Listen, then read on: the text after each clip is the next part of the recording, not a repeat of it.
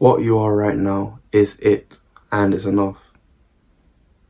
You have to be able to get to a level of self-trust where you know that no matter what you do, no matter what happens to you, because really and truly, by the law of cause and effect, anything that happens to you is something that you chose to experience. Sometime at some point down the line, you thought this experience up one way or another. You have to be able to train your mind to see causes and you have to be able to train your mind to see causes and effects. And that means not seeing everything as a coincidence, not seeing things as fate. You are literally in control of everything that happens to you. Consciously or unconsciously, everything is in your hands. It's all about what's going on in your mind. If your mind is in disharmony, you're going to attract disharmonious events and circumstances and people. If your mind is in an harmonious function, then you're going to attract harmonious conditions, events, people, circumstances, and places.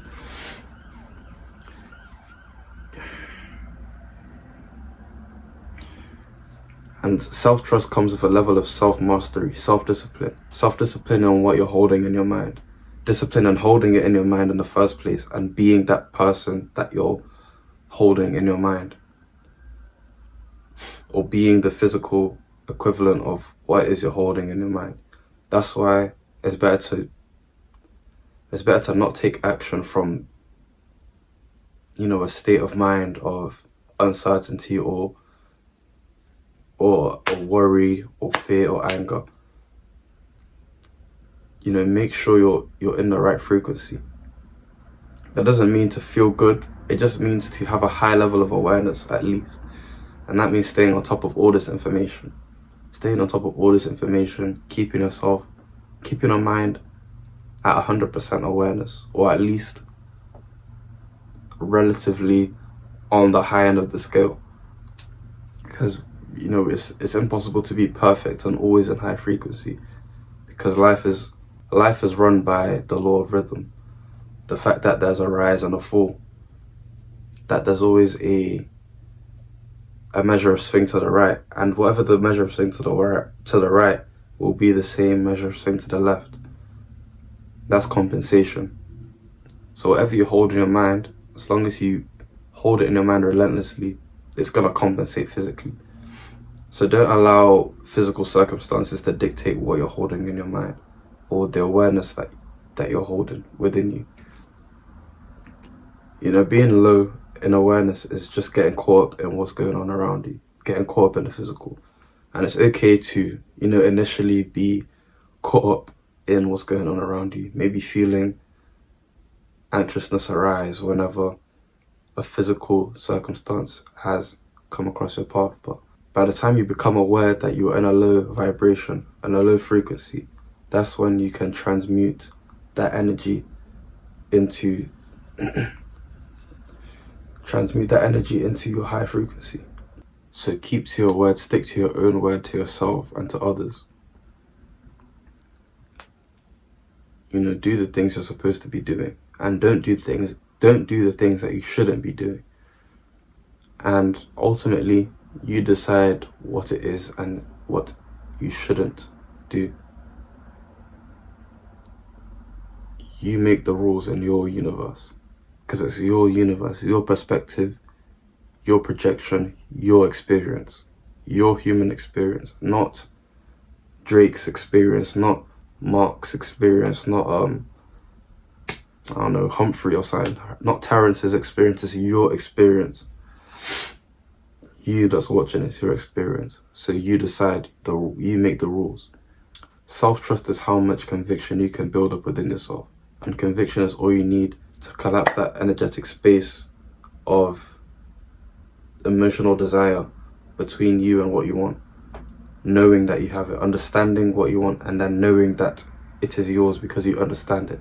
And as long as you keep holding it in your mind, you're gonna attract things that can help you to build upon what you're holding, build upon what you're holding in your mind. And you'll see that the more you can construct it in your head, the more clearer it gets in your mind and the more tangible it feels, because it's clear in your head. And by the time you feel it in your grasp, you've entered the state of the person that has what you want. The emotional state, the state of thinking of that person that has what you want. And by the time you embody the state, the universe will do work to make sure that what's going on around you reflects the state you're in, reflects who you're being. And you'll see it work like clockwork, man. You'll see it work like... You'll just see that things start to flow with people the way you are with people. It's like you'll start even asking yourself, is this really me? Like, and over time, the confidence in yourself, you'll be amazed, man. You'll be amazed, and people will feel that confidence. But try not to peek too much behind the curtain, or don't even peek at all behind the curtain. What I mean by that is stop kind of looking for results to see that, stop looking to the world to tell you that you are who you say you are. You have to just have that level of confidence that you are who you say you are, who you want to be. You are it. That level of confidence is faith. It's the faith that Jesus talks about in the Bible. The faith that can move mountains and create mountains. Because that level of confidence in yourself can also be reversed to have that level of confidence in a lower version of yourself. A self of you that is always anxious, always in scarcity, always in fear, always insecure, not secure in himself. That confidence can also be in that negative version of yourself. All you have to do is choose to want that other state and transmute the energy from there that's being pushed into that lowest version of yourself. Transmute that energy into where you want it to go to instead. It's all about redirecting energy. It's not about creating or destroying, because energy can't be created or destroyed by Newton. Oh, bro, he said that. I don't even know who said that, But energy can't be created or destroyed. Energy can only be, redirected or energy is constantly in use. Energy is constantly flowing anywhere. And what your attention is fixated on, is where your energy is going to go into. So whatever your mind is fixed to filter out, to magnify, that is where your energy is going into. Your RAS system in your brain. It's always proving what the thinker's thinking. So whatever you're proving to yourself, whether it be you're an anxious person, whether it be you're poor, you're broke, your attention is fixated on the fact that you're broke, or you're anxious, or you're insecure, and you're therefore fueling that side of your thinking. You're fueling that side of your thinking and magnifying it, because the universe wants to only magnify and maintain frequencies. So whatever you're thinking constantly is only going to be magnified. There's not going to be any savior outside of you but you. You're your only savior. You have to save yourself from thinking these things and fixate your mind on what you do want. And energy will start to flow into that.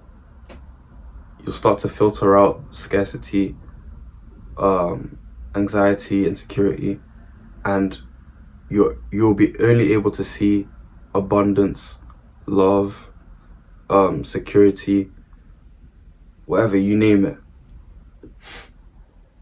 And that's what the universe will seek to maintain and magnify, so long as you are relentlessly holding that picture in your mind, holding that ideal in your mind, and realizing that you